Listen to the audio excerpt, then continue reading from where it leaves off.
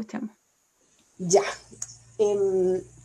Vamos a empezar entonces. Mi nombre es Joyce, soy enfermera, trabajo en atención primaria, eso es APS, atención primaria en salud, ¿ya?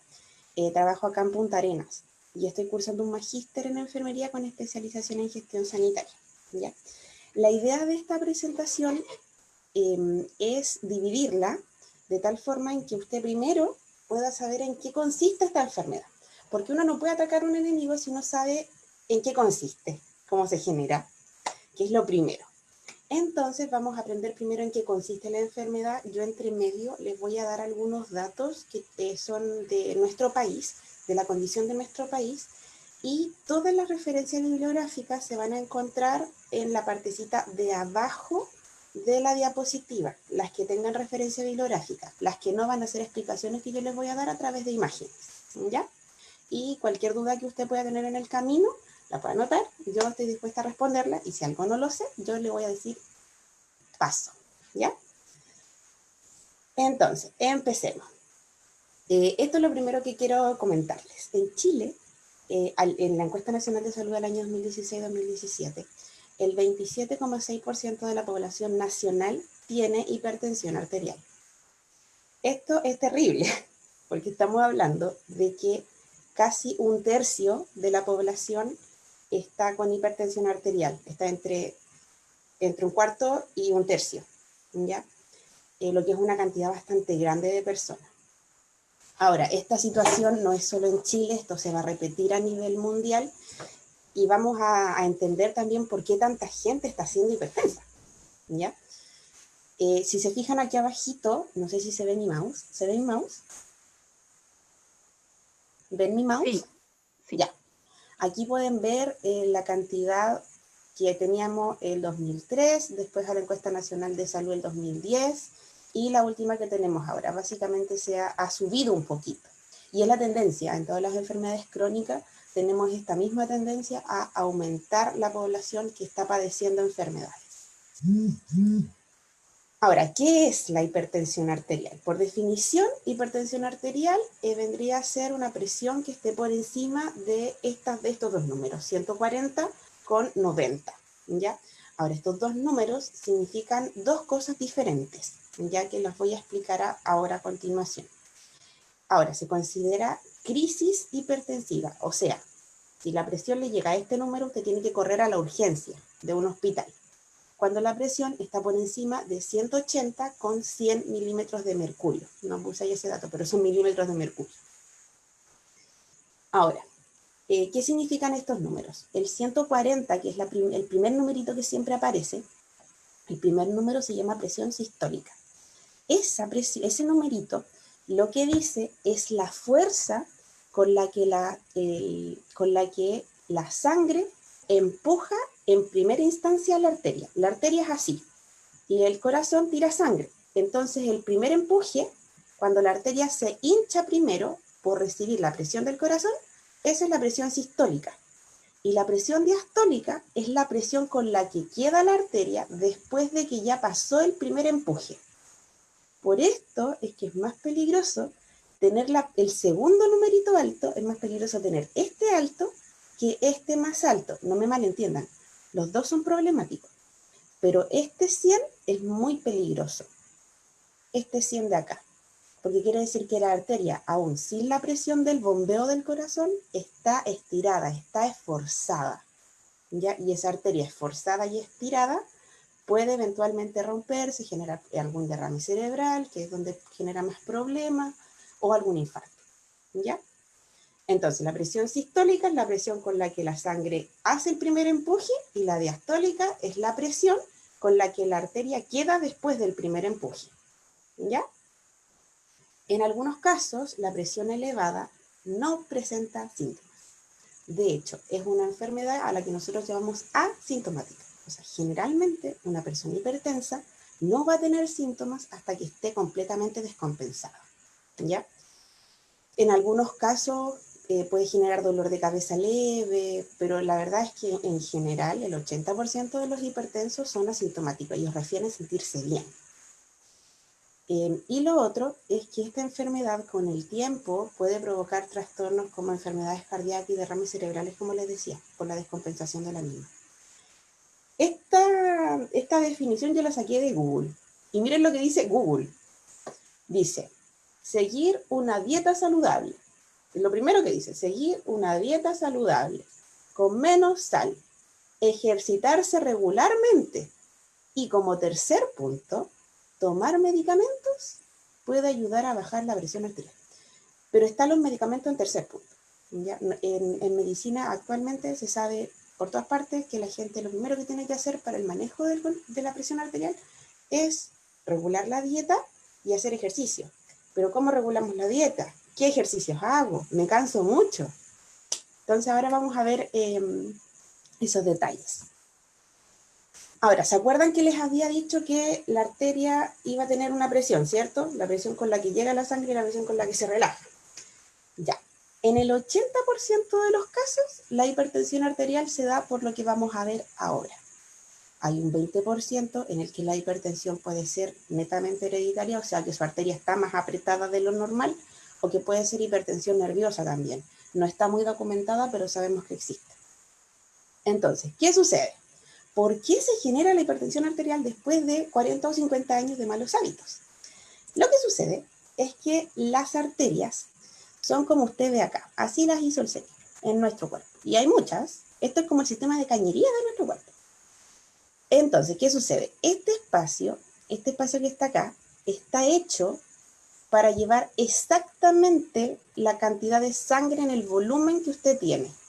O sea, el porte que tiene por dentro la arteria se equivale exactamente a la cantidad de sangre que usted tiene en ml, en litros, ¿ya?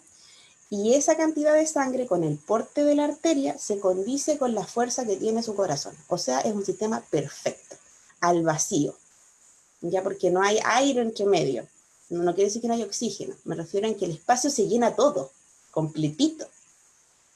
¿Qué sucede? Cuando uno tiene malos hábitos, sobre todo alimenticios, porque esta enfermedad parte por ese lado, ¿ya? Sucede que la grasa que uno ingiere, las grasas de mala calidad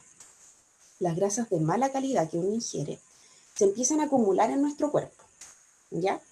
Y esta acumulación de grasa, cuando ya no alcanzan el rollito, se empieza a acumular por dentro, ya que es lo que nosotros conocemos como grasa visceral, ¿ya? Significa que la arteria, que era bonita y sana, se empieza a llenar de grasita por dentro.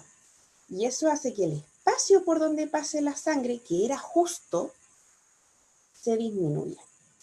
Esto como consecuencia nos va a dar que cuando yo coloque el manguito para tomar la presión esté alta.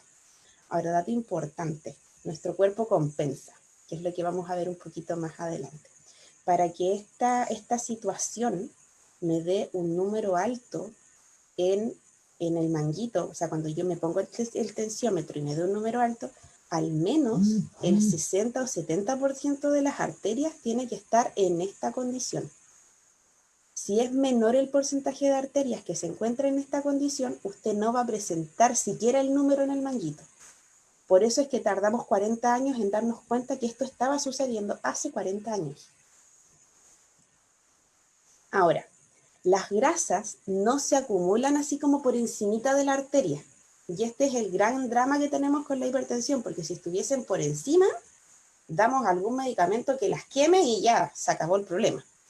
El tema está en que en la hipertensión arterial, estas placas de grasa, porque eso son placas de grasa, se acumulan como por debajo de la alfombra de la arteria.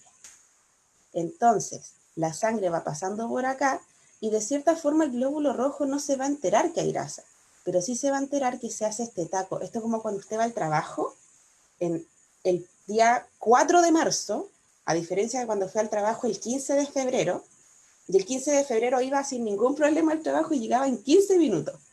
Pero resulta de que ahora es 4 o 5 de marzo y hay muchos autos, entonces se hace un taco. Y ese taco hace que no puedan llegar de forma expedita a su trabajo, ¿ya? Pasa algo muy similar acá.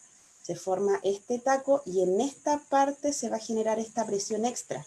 ¿Por qué? Porque el corazón sigue bombeando y sigue tirando sangre con mucha fuerza, pero resulta que a menor espacio, mayor fuerza. ¿Alguien aquí tiene patio que riegue plantas con una manguera? Yo tenía, cuando yo era chica, tenía un jardín con damasco, me acuerdo. Tenía una manguera. Y mi mamá regaba todos los días, porque había que tener los árboles bonitos. Y daban damasco, así que había que cuidarlos. Eran 5 árboles. Entonces, como eran tantos árboles, de hecho no eran solo esos árboles, había más árboles. A veces nos mandaban a nosotros a regar, o a limpiar las hojas, o a cuidar un poco el jardín. Y cuando a mí me mandaban a regar, yo niña, yo agarraba la manguera con el agua que salía para abajo, porque obviamente uno le da el agua a la manguera y el agua sale para abajo. Y yo le ponía el dedo a la manguera para que, según yo, saliera más agua. Pregunta, cuando yo le ponía el dedo a la manguera, ¿salía más agua o salía a mayor presión? Salía a mayor presión, ¿cierto? Ya, pasa aquí exactamente lo mismo. Ahora, esta presión involucra fuerza, porque si usted agarra y le pone el dedito a la manguera y pone una hojita, por ejemplo, que estaba sequita, esa hojita se va a hacer añico. ¿Por qué? Por la presión. Pasa lo mismo con la arteria. Entonces, esta presión alta lo que hace es generar un golpe constante, porque su corazón no va a dejar de latir, va a generar un golpe constante en la arteria, lo que va a ir dañándola. No la va a dañar, ese daño no va a ser directamente acá, el daño se va a generar como por este lado, donde la arteria estaba sin la placa, pero va a recibir acá el golpe constante muchísimo más fuerte. Esto es súper peligroso, o sea, si lo pensamos así nomás, suena peligroso, y efectivamente es peligroso, ¿ya? Estas placas de ateroma se generan, como les decía, tardan años en completar este estado. Y esto pasa en el corazón, pasa en el cerebro, y no nos podemos dar cuenta con una imagen tampoco, ya porque las arterias son tan pequeñitas que al ojo humano no llega a ser detectable hasta que es extremadamente peligroso. Ahora, ok, las grasas provocan el problema. Muy bien, las grasas entonces son malas, ¿cierto? Ahora, nosotros nos han dicho mucho que existen las grasas buenas y las grasas malas. Entonces tenemos en las grasas buenas el colesterol bueno, que es el HDL. Y en las grasas malas tenemos el colesterol malo, que es el LDL. Yo los quiero invitar a que me acompañen a la Biblia, a Génesis, porque esto es lo que tenemos entendido nosotros hasta ahora. Hay un colesterol bueno y un colesterol malo. Ahí quedamos. Quiero que me acompañen a Génesis 1:31.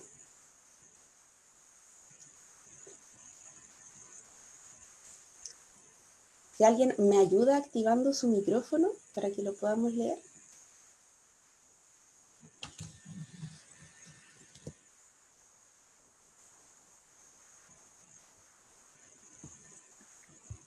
Si usted no tiene su Biblia, yo lo voy a poner aquí con tranquilidad. Ya. ¿La leo? Lea, hermana. Ya. Y vio Dios todo cuanto había hecho, y era bueno en gran manera. Y fue la tarde y la mañana del sexto día. Amén. Este versículo está escrito en el sexto día, o sea, estaba todo literalmente hecho. No había nada más que hacer. Dios había creado absolutamente todo. Y cuando Dios crea todo, Dios creador, Dios mira y dice, y vio Dios todo lo que había hecho. ¿Qué es todo? Todo es todo. No hay nada menos que todo es todo. Y vio Dios que todo lo que había hecho era bueno en gran manera. Y este es un principio que usted tiene que aplicar a su vida. Todo lo que Dios creó, lo creó bueno en gran manera. ¿Dios creó su cuerpo? Sí. ¿En su cuerpo está el HDL? Sí. ¿En su cuerpo está el LDL? Sí. Entonces, ¿alguno de esos puede ser malo en sí mismo? Imposible, porque vio Dios todo lo que había hecho y todo era bueno en gran manera. Por lo tanto, este concepto de que existe una grasa buena y una grasa mala, que es de nuestro cuerpo, está bíblicamente errado. Isaías dice, a la ley y al testimonio. O sea, lo que dice la Biblia, si la Biblia lo dice, porque así es. Si la Biblia dice que Dios hizo todo bueno, todo lo creó bueno. El problema está no en estos colesteroles, por así llamarlos, sino en por qué hacen el trabajo que hacen, que ahí está el problema, o el tema más que todo, el punto. Miren, nuestro cuerpo funciona bajo mecanismos compensatorios. ¿Qué quiere decir esto? Que usted se puede tratar de una forma tremendamente dañina durante 30 años y no ver ninguna consecuencia. ¿Cuántos jóvenes vemos hoy día de 30 años que han carreteado la vida, que se han metido cuanto han querido en el cuerpo? Me refiero a alcohol, tabaco, no hacen ejercicio y usted los ve indemnes. Le toma exámenes de sangre, regio, estupendo, ni un problema, saludable como una lechuga. ¿Por qué razón? Porque nuestro cuerpo compensa. Entonces, nosotros podemos tratarnos muy mal durante mucho tiempo y nuestro cuerpo va a esforzarse por mantenerse en la mejor condición posible, hasta que ya no pueda. Dentro de este paradigma, vamos a ver el mecanismo compensatorio que tienen las grasas, porque vimos que el problema de la hipertensión es que las grasas se acumulan en la arteria, ¿cierto? Y de ahí viene que hay que tener el HDL alto, el LDL bajo, ¿verdad? Ahora miren, lo que sucede es que estas dos moléculas, que se llaman LDL y HDL, que a todo esto la diferencia entre una y otra es que una tiene un tamaño más pequeño. De hecho, esta L de aquí significa pequeño, de little. Entonces, estas son más pequeñas y estas son más grandes. Estas no son colesterol en sí mismo, sino que son lipoproteínas, son unas proteínas grasas, ¿ya? Y lo que hacen estas dos amigas es llevar el colesterol que yo ingerí desde un lugar hacia el otro. Las arterias son importantes, ¿cierto? Sí, son importantes. ¿Por qué? Porque están en todos los órganos. Pero resulta que todos los órganos son importantes y buenos. Y hay un órgano que es extremadamente importante, muy poco mencionado en este tema, que es el hígado, ¿ya? Para que usted se haga una idea. Si usted tiene una insuficiencia hepática, no le damos más de un par de semanas, si es que un par de días. O sea, estamos hablando de una insuficiencia hepática terminal, cuando el hígado ya no puede procesar. El hígado es básicamente el colador, uno de los grandes coladores que tiene nuestro cuerpo. Y si este no funciona, usted básicamente se intoxica, ¿ya? Con sus propios desechos. Entonces el hígado es muy importante y el hígado tiene que mantenerse funcionando bien. Tiene que ser un hígado saludable que pueda transportar y limpiar todo lo que llega a él. Lo que hacen estas dos moléculas es, cuando la grasa uno la ingiere, pasa por el sistema digestivo, después pasa a la sangre y se va a almacenar en alguna parte, en algún órgano interno lo más probable. Porque las grasas nos sirven como energía en primera instancia, ¿ya? Y lo otro es que son peligrosas porque cuando se descomponen van a generar compuestos extremadamente ácidos. Entonces, como no son buenas y no son utilizables, no son un producto que se puede eliminar ni a través de las heces ni a través de la orina, entonces nuestro cuerpo lo va a mandar al hígado, ahí se va a quedar como pegado. El tema está en que el hígado no puede taparse, porque esta grasa, el colador del hígado, lo que hace estas grasas es como ir tapando los hoyitos. Y eso no puede pasar porque usted se va a morir si eso pasa. Entonces llega el LDL, y dice, oh rayos, tenemos mucha grasa en el hígado, tenemos que limpiar nuestro hígado. Tomemos la grasa y llevémosla a otra parte, llevémosla a las arterias, porque de esas hay hartas, y de eso no nos vamos a morir de aquí a mañana. Entonces llega el LDL, con toda su buena voluntad, toma la grasa que está atrapada en el hígado y la lleva y la acumula en la arteria. Pero resulta de que esta arteria tampoco se puede tapar tanto. Entonces cuando la arteria se encuentra con una cantidad de grasa que ya está siendo peligrosa, llega el HDL y dice, la arteria me la están llenando de grasa. Esto no puede ser porque si no podemos tener un infarto. Hagamos una cosa, tomemos la grasa de acá y llevémosla al hígado. Entonces, en realidad, lo que hace la grasa es dar vueltas de allá para acá. Es tan peligroso tener, de hecho, es más peligroso tener el HDL alto que tener el HDL bajo. ¿Por qué razón es tan peligroso tener este de aquí, tenerlo alto, que es en la grasa buena supuestamente? Porque si este está muy alto, se está llenando el hígado de grasa. Y eso es muy peligroso.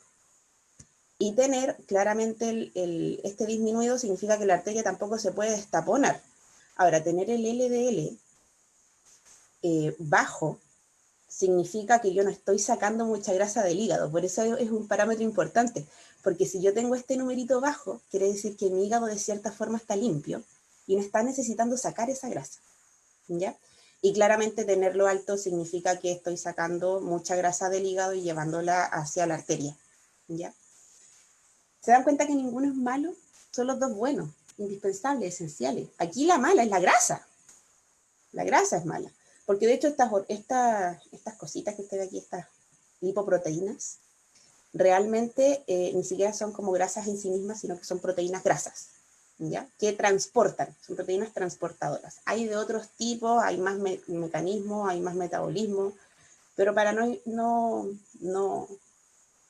sobrepasarlo tanto, lo vamos a dejar hasta aquí, ¿ya? Ahora, los mecanismos compensatorios son una cosa maravillosa que Dios en su misericordia nos ha dejado, porque hay que decirlo, o sea, si uno peca, uno es digno de muerte, pero el Señor en su misericordia como que te da oportunidades de poder arreglar el panizo que uno tiene en el camino, que yo lo tuve también, que hay que decirlo, aquí hubo un panizo muy importante. Ahora, el HDL y el LDL entonces tienen este mecanismo compensatorio. Si uno mirase solo la arteria, vería esta imagen. Si mirásemos solamente la arteria, veríamos el LDL trayendo grasa y el HDL todo indignado ahí tratando de sacar la grasa que está llegando a la arteria. Pero como vimos, hay dos visiones de cualquier historia. ¿Ya? Aquí ninguno es malo, porque bíblicamente tampoco ninguno podría ser malo. Todo lo que Dios creó fue hecho bueno en gran manera. Respecto al manejo de la hipertensión arterial, yo no me quiero alargar mucho, así que voy a hablar solo de 4 remedios naturales. Voy a hablar de la alimentación, un repaso bien ligero, porque vamos a hablar mucho más de esto. Hay temas más adelante que hablan de la calidad de las proteínas vegetales, que hablan, como que nos vamos a meter más profundo en el tema alimentación, que es como el tema fuerte. Vamos a hablar del ejercicio, vamos a hablar del nunca bien valorado descanso y de la salud mental. Estos dos últimos, a parecer personal, son remedios naturales que están muy infravalorados. Entonces vamos a ver la importancia de estos dos, porque son muy importantes. Alimentación. Vamos a leer, si alguien me ayuda leyendo Génesis 1:29, si no lo tiene en la Biblia, lo puede leer acá. Y otro hermano que me ayude leyendo Job 40:15. Vamos a leer primero Génesis 1:29. ¿Alguien me ayuda? ¿Yo? ¿Ya? ¿Sí?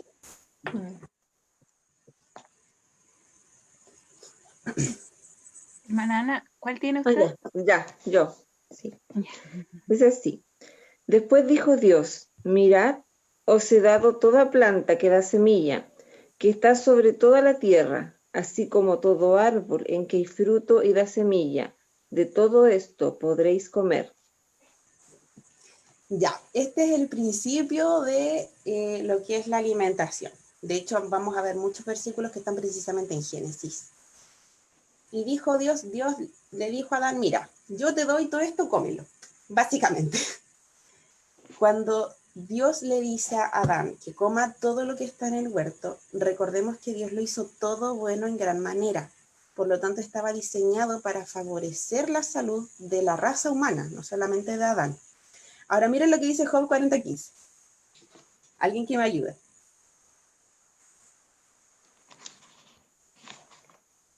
Creo que Yo yo. leo.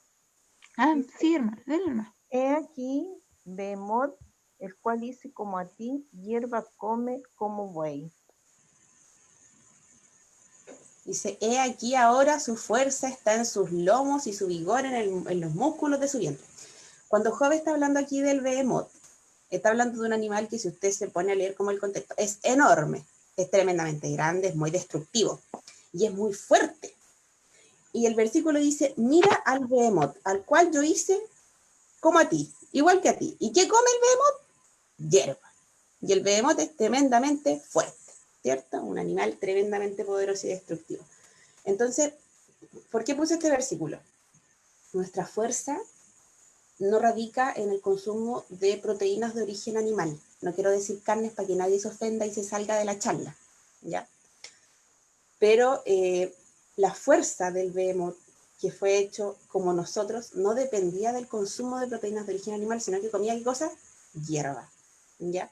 Las plantas, como dice en Génesis, tienen todo lo necesario para darnos salud, vigor y fuerza para vivir, ¿ya? No me malentiendan, no le estoy diciendo que coma lechuga todos los días, porque se va a desnutrir, créanme. Lo que estoy diciendo es que en el mundo vegetal, en el mundo de las legumbres, los frutos secos, las frutas, las verduras, está todo lo que usted necesita para tener salud y vida en abundancia sin someterse a estos riesgos de los que estamos hablando, como por ejemplo la hipertensión arterial. Ahora, Chile. La encuesta nacional de salud del año 2016-2017 dice que el 24,4% consume algún tipo de legumbres, al menos 3 veces al menos una vez en la semana. Una miserable vez en la semana. Y me acerco porque esto es que es terrible. ¿Qué significa? Que nuestra población, ¿cuánto? ¿75%? ¿Estoy bien, Priscila? ¿Sí? ¿75%? De, De la población chilena está consumiendo no legumbres, básicamente. sí, exacto. 75%. Esto es terrible, porque nosotros estamos dentro de ese 75%. Las legumbres son el alimento que nos puede asegurar un consumo de proteínas adecuado sin el consumo de las grasas que ocasionan estos problemas. Porque es muy diferente la grasa que tiene una palta a la que tiene, por ejemplo, 100 gramos de carne. Son grasas completamente diferentes, porque nuestro cuerpo está preparado para comer ¿qué cosa? Para comer semillas, frutas y verduras, como dijo Génesis. Dios le dijo, esto te doy a ti a comer. Otro día, si quieren, podemos hablar de cómo el cambio de alimentación hizo que la gente pasara de vivir 1000 años a vivir 100 años, y enfermos más encima. Ahora, ya ok, las legumbres, no comemos legumbres, pero comeremos frutas.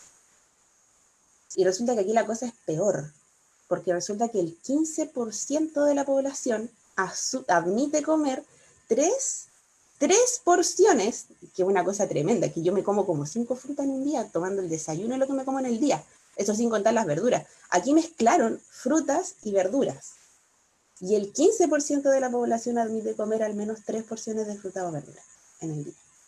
O sea, esto es espantoso. Imagínense que nuestro cuerpo fue creado para alimentarse de estos productos y el 25% come legumbre una vez a la semana y el 15% come frutas o verduras al menos 3 porciones en un día. Es como para que esté enfermo todo el país. De hecho, efectivamente nos vamos entre una enfermedad u otra y vamos sumando que hay una población enorme que está enferma.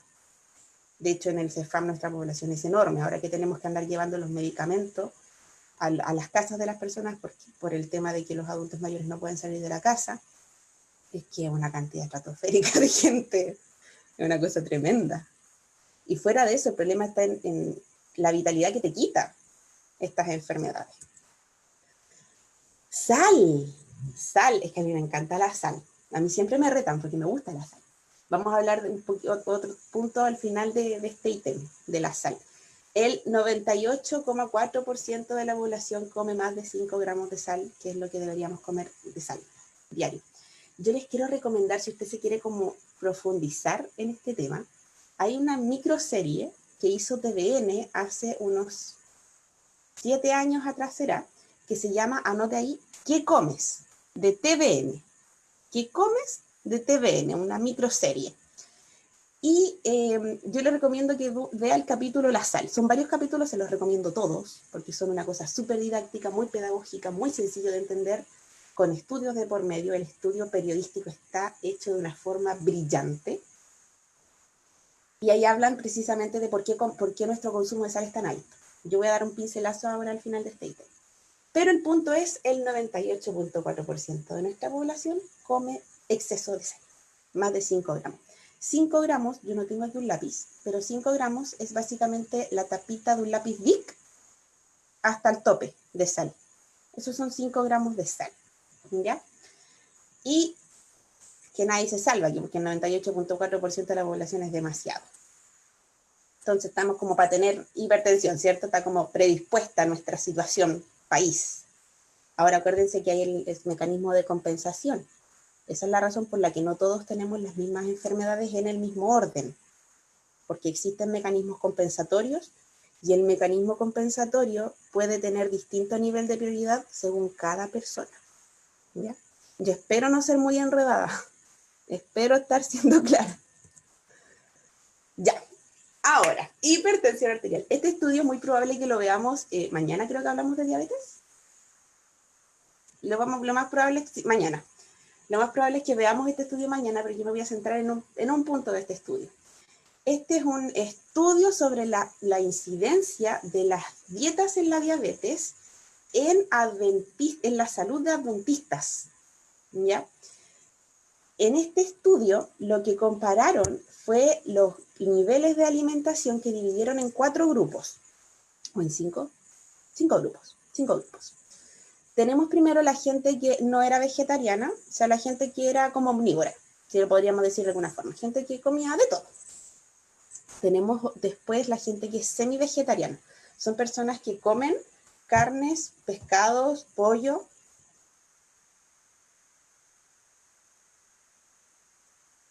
carnes netas, y consumen lácteos igual y sus derivados, y huevos también. Después tenemos los pesco-vegetarianos que no comen carnes, pero sí comen pescados y comen quesos. Después tenemos los lacto-ovo-vegetarianos que no comen carne, no comen pescado ni pollo, pero comen quesos y huevos y derivados de la leche.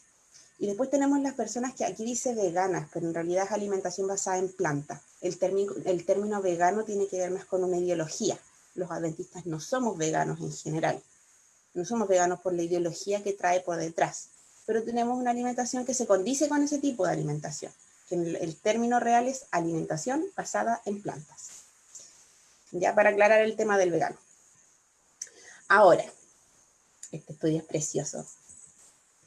Acá aparece la hipertensión y yo quiero mostrarles que de la gente que comía de todo, tenían una cantidad de hipertensos que era estable y se condecía con la situación del país, ¿ya?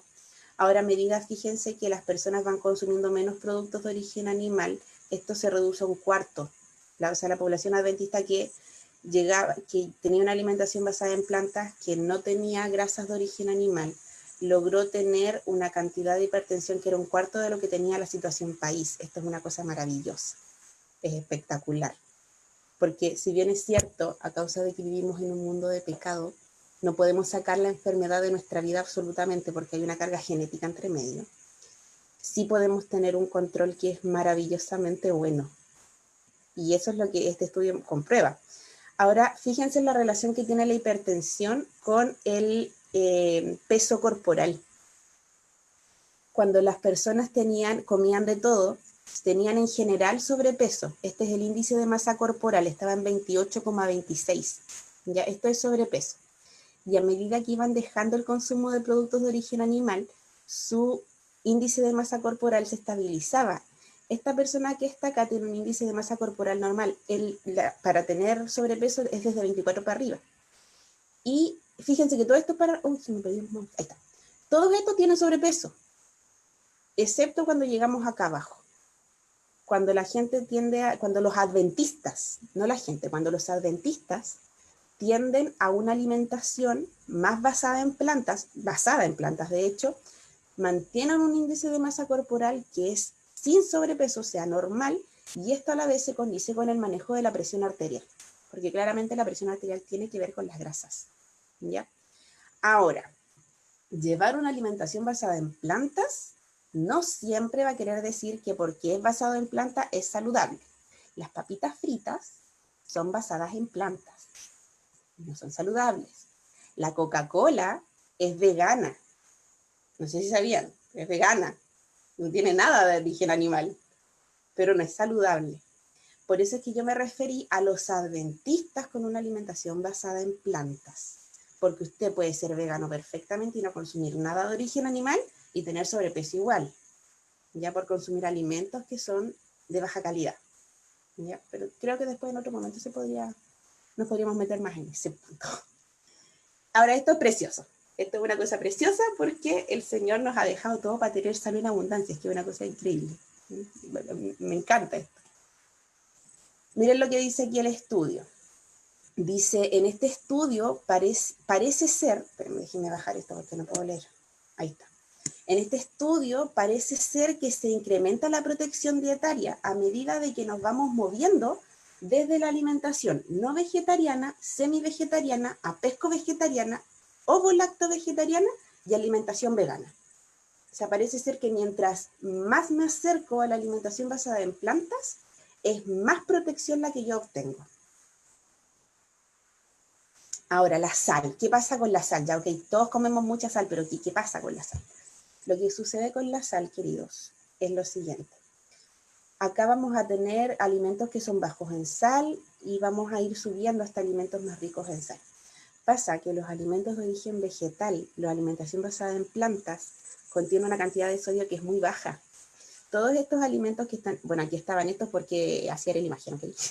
Pero esto estamos suponiendo que no tiene sal. Estamos suponiendo que este pollo que está aquí no es marinado. Y la mayoría del pollo que usted compra en el supermercado es marinado, o sea, tiene una cantidad de sal por las nubes. Y ahí usted no le pone sal al pollo que usted compra en el supermercado y ya está consumiendo un exceso de sal increíble. Porque los pollos los marinan hace como 10 años más o menos. Y todos son marinados. Y comprar pollo no marinado, o sea, pollo sin la inyección de sodio que le colocan para su preservación, es carísimo.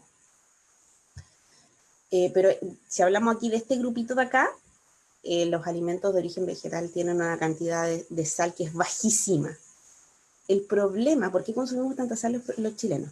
El problema es que entre la bollería refinada, los embutidos de cualquier tipo, los alimentos ultraprocesados envasados como los caldos Maggi, las sopas en sobre, o alimentos, por ejemplo, como bollería envasada, estamos hablando de un Chocman, un Super 8, son alimentos que tienen muchísima sal.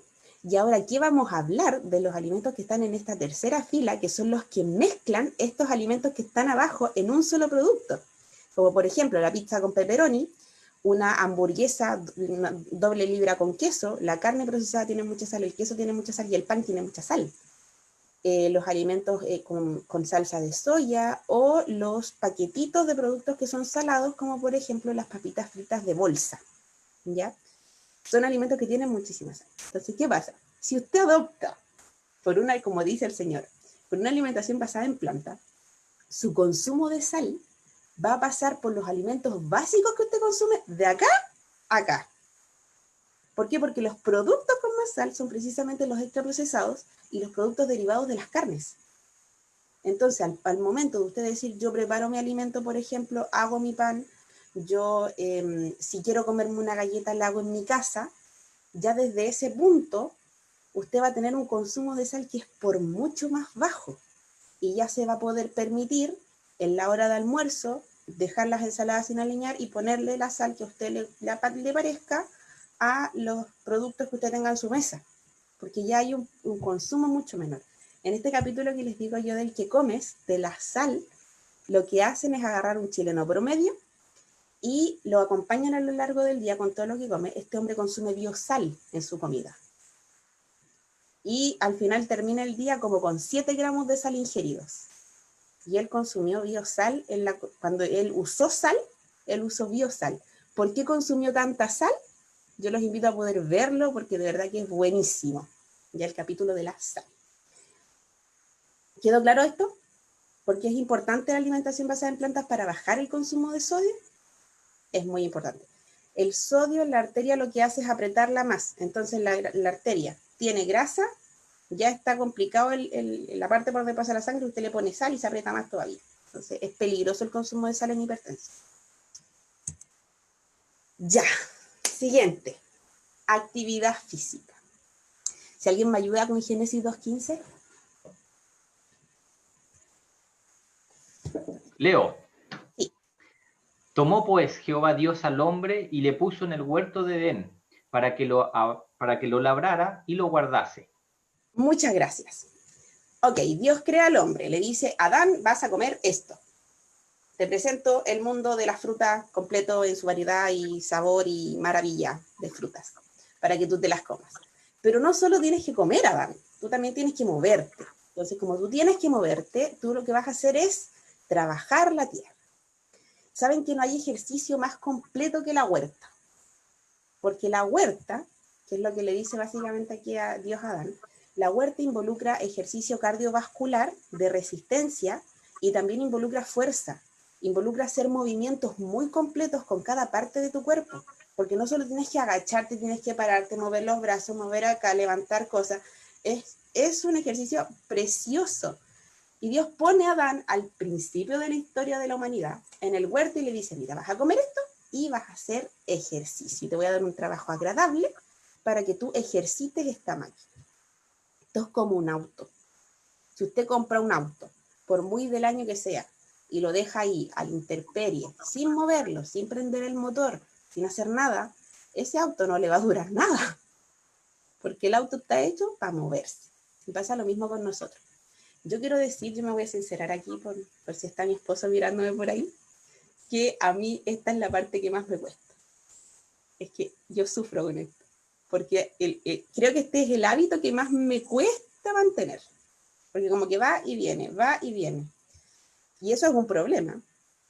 Eso es un problema. Uno cuando tiene problemas tiene que asumir. Ahora, quiero que alguien me ayude a leer Juan 11 del... Este que está acá, porque hay 2 versículos solamente que yo tengo de este párrafo entero, yo tengo 2 versículos. ¿Alguien me Yo ayuda a leer leo. lo que dice acá? Leo. Ya. Léame. Cuando oyó, pues, que estaba enfermo, se quedó 2 días más en el lugar donde estaba. Vino pues Jesús y halló que hacía ya 4 días que Lázaro estaba en el sepulcro. Ya. ¿Por qué quise poner este texto? Si hay, a la ley y al testimonio, si hay alguien que haya ejercitado mucho su ser, ese fue Jesús. Qué manera de caminar de ese ser humano. Ser humano porque fue humano. También fue Dios, pero qué manera de caminar. Acá, por ejemplo, en este texto, vamos a ver que en la historia dice que Jesús estaba en un lugar y le vienen a avisar que Lázaro había muerto. Y cuando le avisan, Lázaro estaba enfermo, perdón. Y cuando le avisan, él se queda 2 días. Y en esos 2 días se supone que Lázaro muere. Y después porque cuando Lázaro muere, Jesús, que estaba en este lugar, que no sabemos qué lugar era, le dice a sus discípulos, ya ahora tenemos que irnos, porque nuestro amigo duerme. Entonces los discípulos le dicen, pero si duerme está bien. Y él le dice, no, lo que pasa es que Lázaro murió. Y ahí empiezan entonces el camino. Y dice acá que cuando llegaron, Lázaro tenía ¿cuántos días muerto? 4. Entonces Jesús, por la parte mínima, habrá caminado unos 2 días y medio de caminar para llegar a donde Lázaro estaba. O sea, ¿qué manera de caminar? Ese estado físico tiene que haber estado en una condición espectacular. Por lo tanto, Jesús caminaba. Jesús hacía ejercicio regularmente. Volvemos a Chile.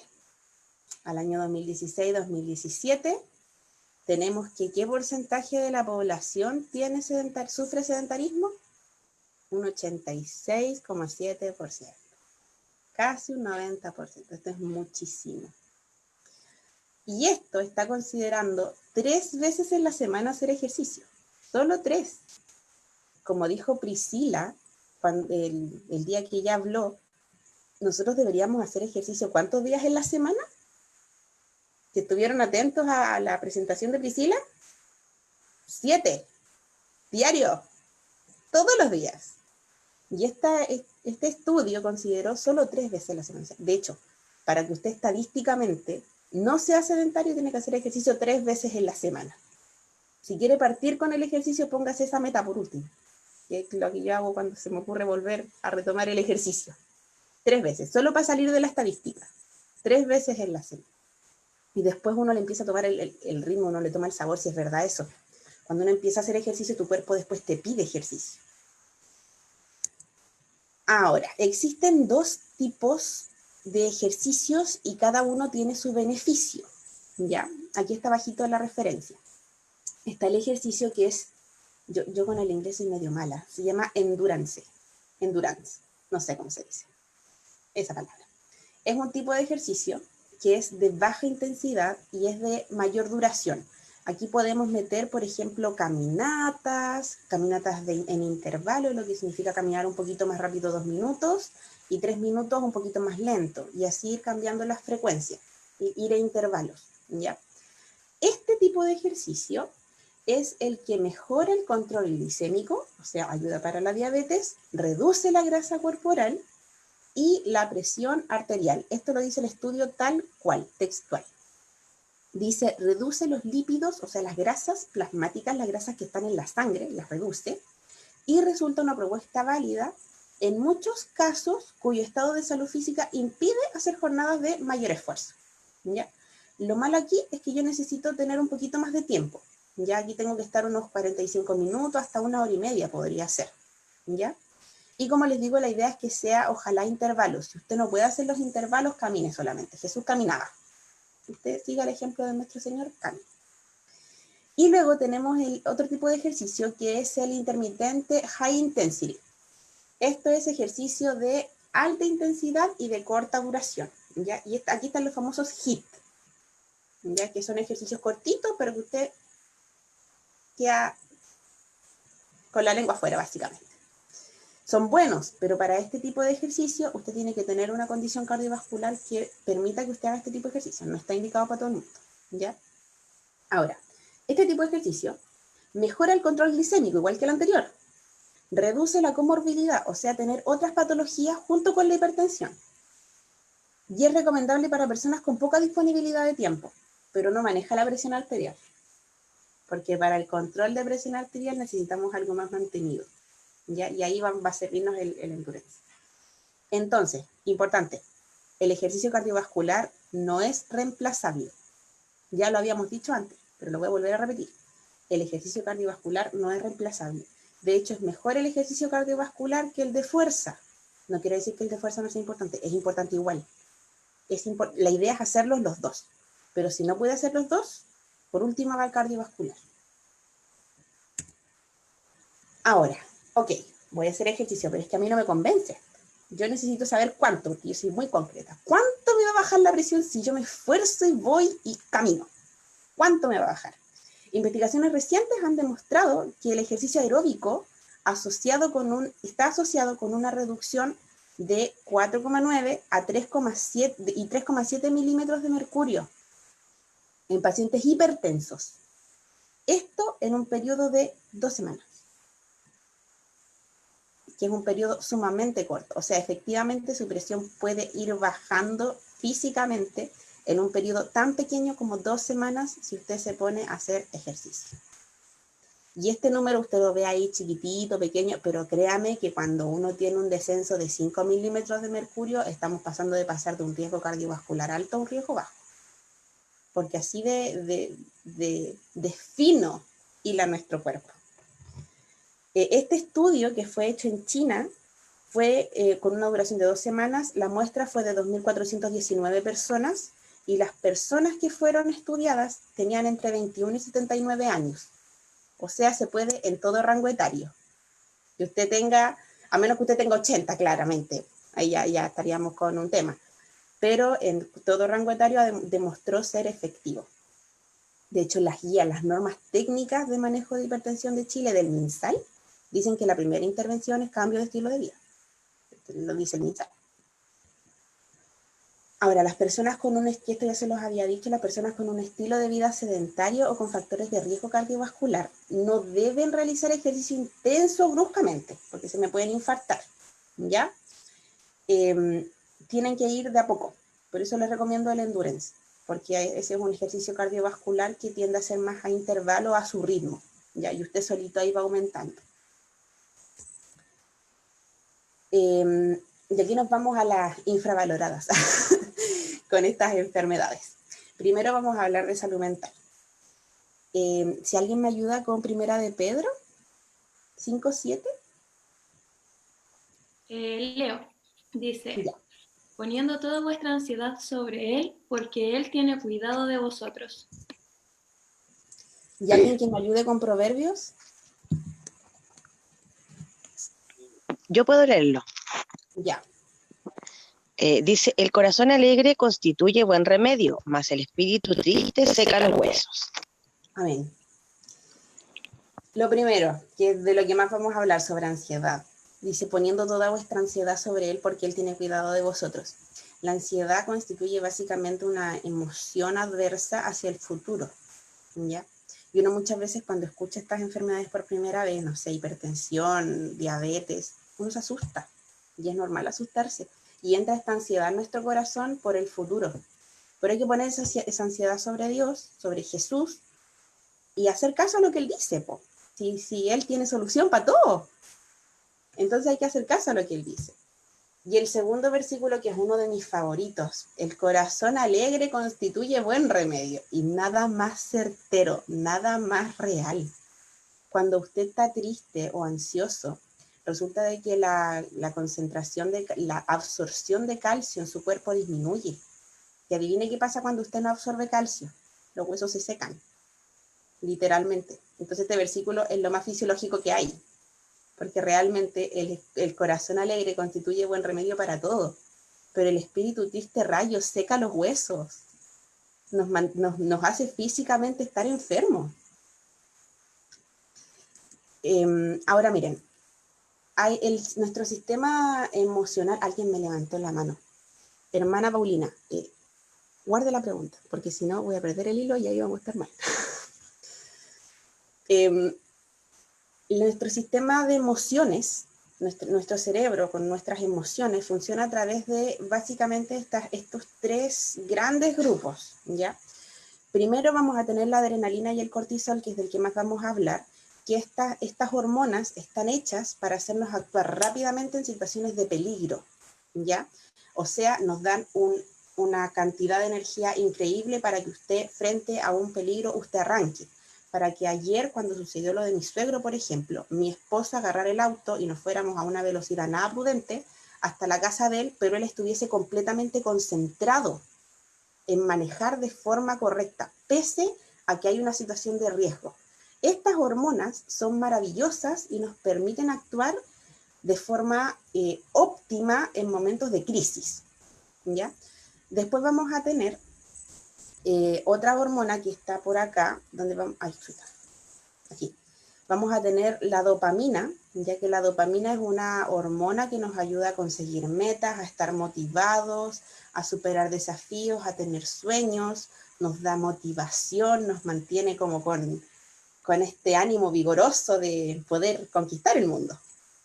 Y luego vamos a tener la oxitocina y la endorfina, que son hormonas de bienestar, de placer más que de bienestar, diría yo. Por ejemplo, en una relación sexual se libera oxitocina en cantidades estratosféricas. Cuando una persona tiene una situación de una graduación, por ejemplo, que está muy contento, así como casi eufórico, está la endorfina súper alta, ¿ya? Cada una cumple un rol y estas hormonas, neurotransmisores en realidad, no son hormonas, son neurotransmisores. Estos neurotransmisores lo que generan es mantenerse óptimo en cada una de estas situaciones, ¿ya? Y tiene que haber un equilibrio. Ahora, ¿qué relación hay entre la hipertensión y el estrés? Resulta que cuando usted está estresado, como dijimos anteriormente, hay una elevación de la adrenalina y el cortisol, ¿ya? Esta elevación de la adrenalina y el cortisol van a producir, en primera instancia, aumento de la frecuencia cardíaca. Cuando usted está en una situación difícil, el corazón se le acelera, ¿cierto? Anda fuerte, rapidito.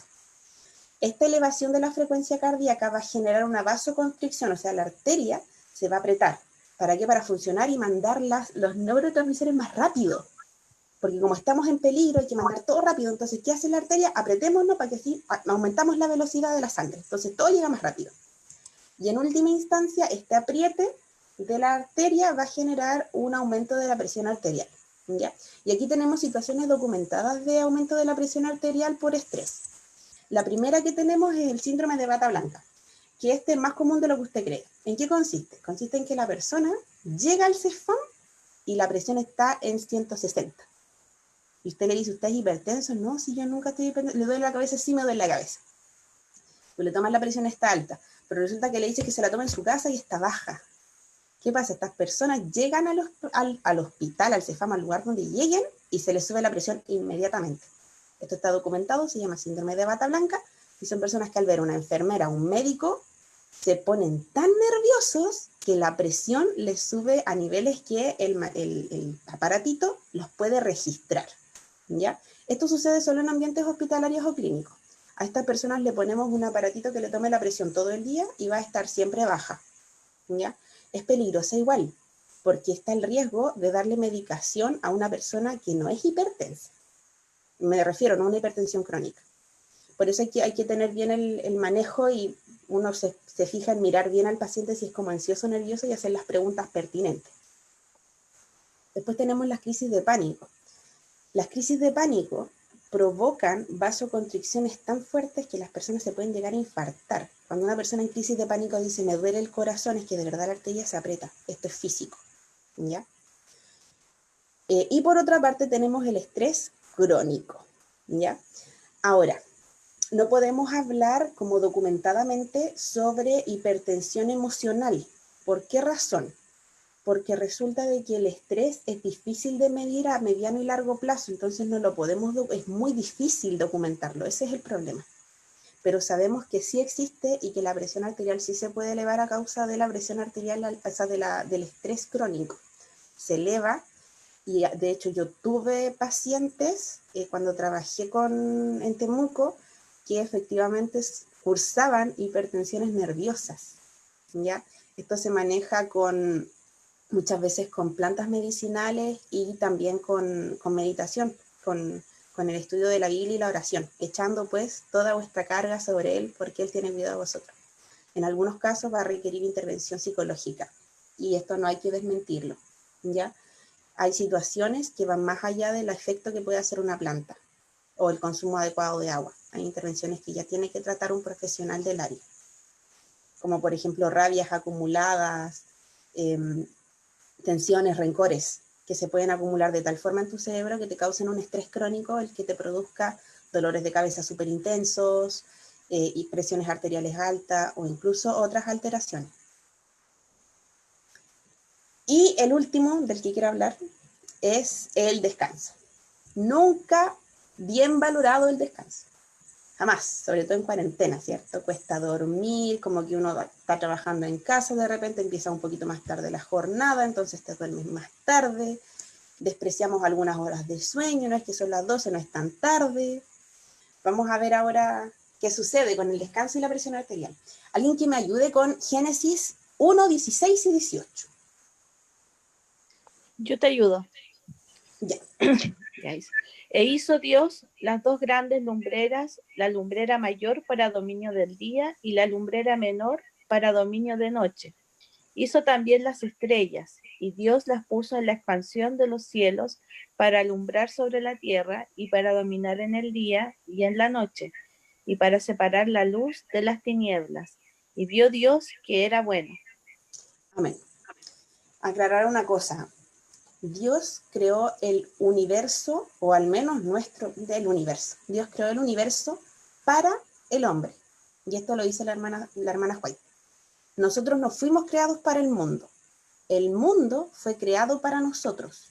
Por lo tanto, Dios halló bueno en gran manera crear para la raza humana dos grandes lumbreras. Una que alumbrase en el día y otra que alumbrase en la noche. Y les puso nombre. O sea, hay una cosa importante aquí. Dios crea esto por alguna razón muy particular.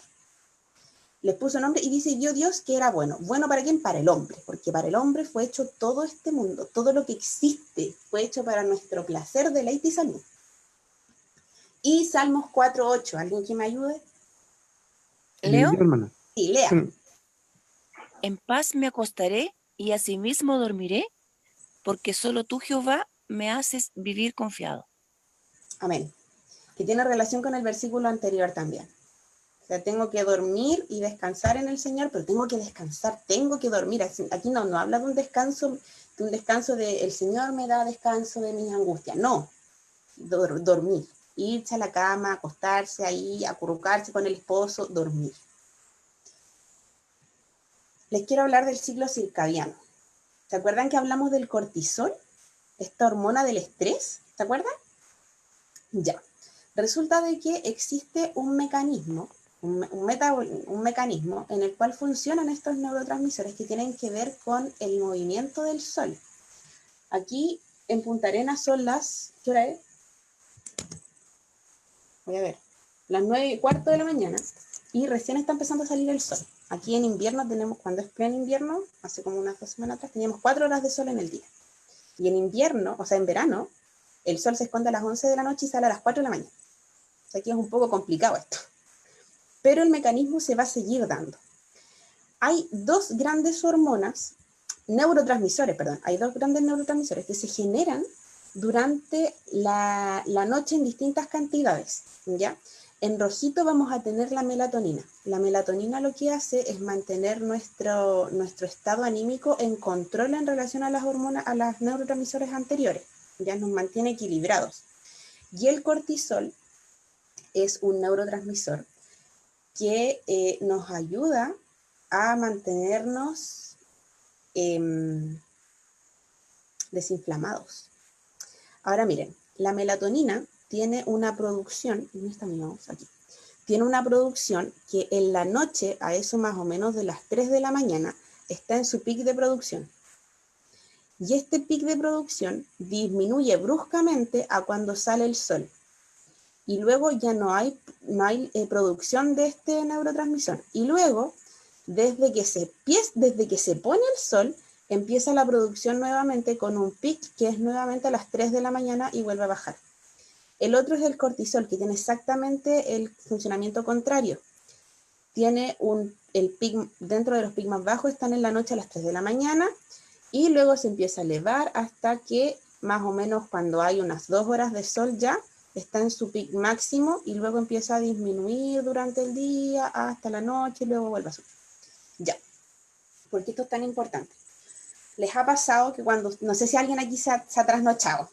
Yo me he trasnochado a veces haciendo cosas, no sé, en algunos turnos o en la universidad me acuerdo me trasnoché 2 veces.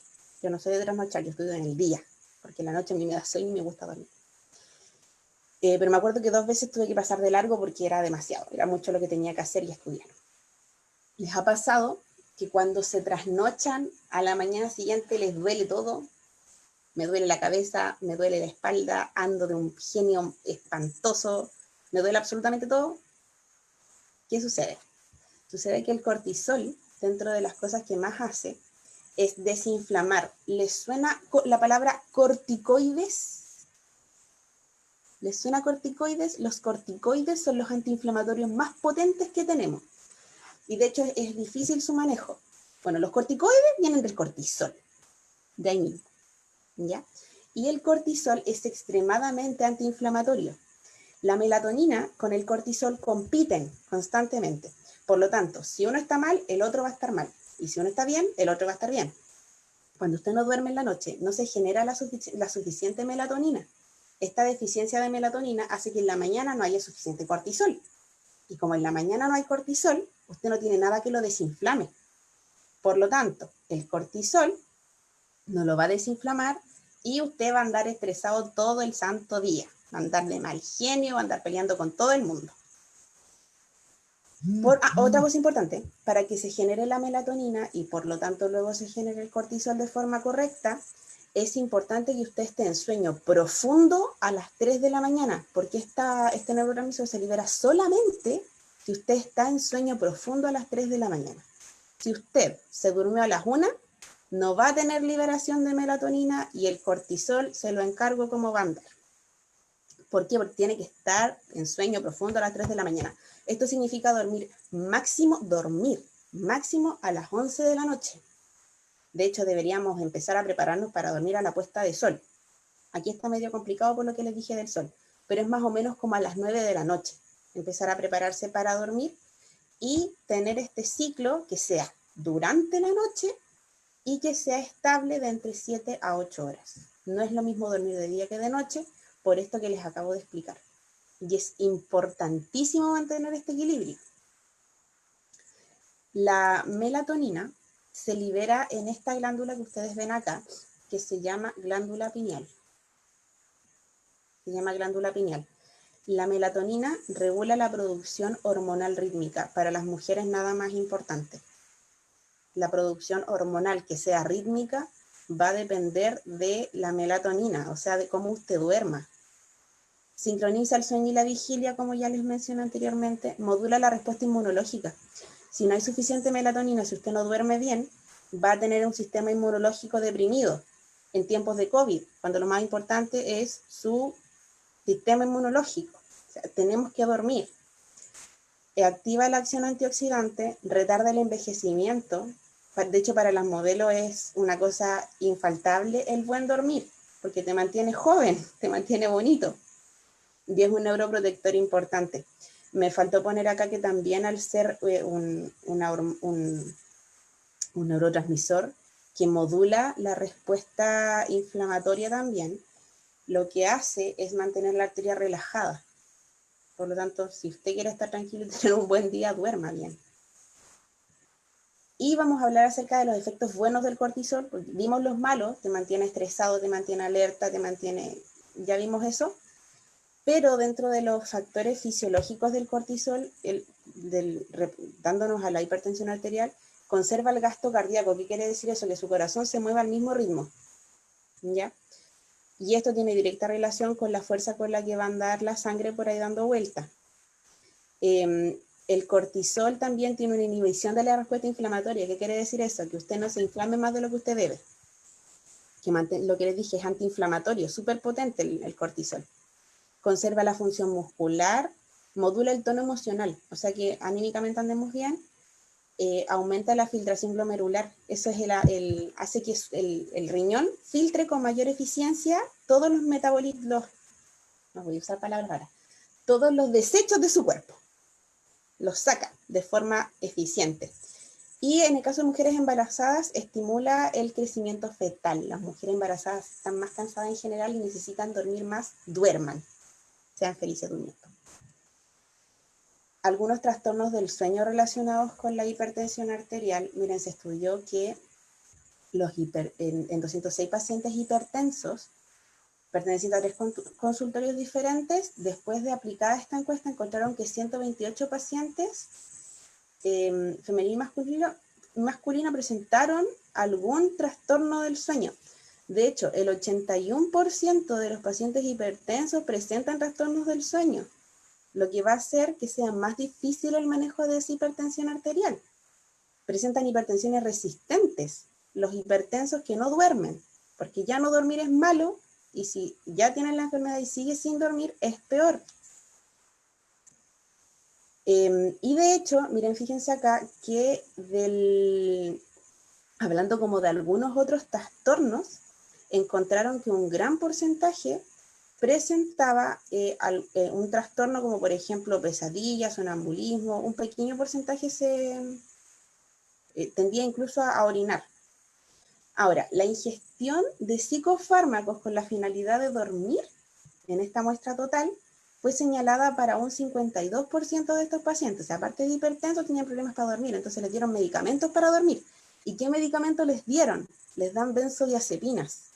El primer día hablamos de las benzodiazepinas, ¿se acuerdan? ¿Qué hacen las benzodiazepinas? Inhiben el lóbulo frontal. Pero resulta de que es tan complejo el trastorno del sueño de estos pacientes que lo único que podemos hacer es usar este tipo de medicamentos. ¿Cuáles son las benzodiazepinas? Todas las terminadas en pan. Clonazepam, la más usada, el lorazepam también tenemos por ahí bien usado.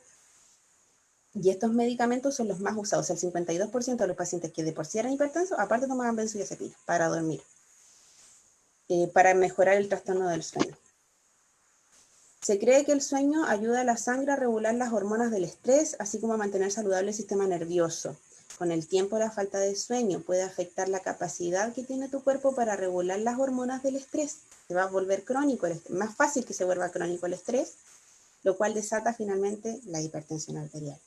Se debe dormir de 7 a 8 horas entre las 10 de la noche y las 6 de la mañana. Todo esto es muy difícil de lograr. Dice Eclesiastés 4:12, uno solo puede ser vencido, pero dos pueden resistir. Cuerda de 3 hilos no se rompe fácilmente. Es importante recurrir a la oración para que el Señor nos ayude a poder lograr mantener este estilo de vida que Él desea que nosotros tengamos, este que Él ya enseñó y que nos ha dejado como una bendición. Pero solos no vamos a poder, hay que pedirle a Él. Eso sería. Muchas gracias. Bien, Joyce, agradecemos realmente. Esta ha sido muy esclarecedora para todos. Yo he visto algunos comentarios. Y tengo 2 preguntitas anotadas y vamos a ser concisos. Me refiero, si tienen alguna pregunta, escríbala. Pero yo hasta ahora solo tengo 2 y con eso comenzaríamos ya a nuestro espacio de oración. Hay una que dice, Nati dice, estoy buscándola, Nati dice, ¿qué pasa si el HDL sale bajo en los exámenes? A ver, estoy buscándola específicamente qué decía. Me llegaron tantos mensajes que ahora no lo encuentro. Pero creo que es esa la pregunta. Ya. Si el HDL sale bajo en un examen, el HDL es esta lipoproteína que te ayuda a llevar las grasitas desde la arteria hacia el hígado. Si este sale bajo, quiere decir que las arterias que probablemente tengan problemas de grasita no se están pudiendo destapar. Ya, ahora, estas lipoproteínas, que es algo que yo no dije, se generan a base de grasas saludables. Entonces, quiere decir 2 cosas. Lo primero es lo que dije anteriormente, y lo segundo quiere decir que no estás consumiendo las suficientes grasas de buena calidad. Por ejemplo, vamos a meter linaza, chía, palta. Si no tienes palta, semilla de maravilla, que son súper baratas, semillas de zapallo, nueces, almendras, grasas de buena calidad, ¿ya? No, yo no recomendaría mucho el uso del aceite porque está ultra procesado, pero sí el consumo de estos productos, ¿ya? Si tú consumes una cantidad buena de grasas saludables, tu HDL mejora inmediatamente. Bien, tengo otra pregunta. ¿Sal de mar es mejor? ¡Qué gran pregunta! Ya, no es que sea mejor o peor. A ver, pasa lo siguiente. En la década de, por ahí por el 30, descubrieron que habían como problemas de deficiencia de yodo en la población. Entonces ahí deciden, dentro de un producto súper consumido, meter yodo. Y el mejor producto donde podían hacerlo era la sal. Entonces de ahí nace la sal yodada, ¿ya? Entonces la sal yodada no es mala, en realidad es buena porque te aporta yodo, que ese yodo es favorable para tu tiroides, ¿ya? Es bueno. Dios creó el yodo y el yodo es bueno. El problema es que generalmente esta sal está muy, muy finita.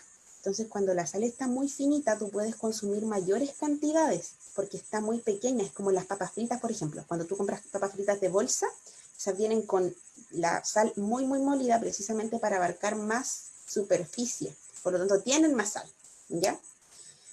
Entonces, la sal de mar, lo que sucede es que no tiene este yodo, ya en general, no lo tiene. Entonces vas a tener ese como déficit. Pero si tú consumes cochayuyo en tu vida y algas, por ejemplo, como de forma más o menos regular, no deberías tener ningún problema, ¿ya? Claramente la sal de mar va a tener otros micronutrientes que no tiene la sal de mesa, ¿ya?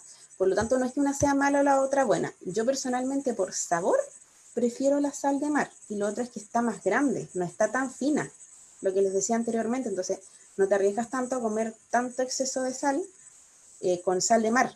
Porque, insisto, al ser más gruesa, tienes la posibilidad de comer menos porque la estás mirando por último. Bien, tenemos la última pregunta. Dice, para quienes no tienen síntomas de presión alta, ¿qué examen se debe hacer para detectar el aumento de grasa en las arterias?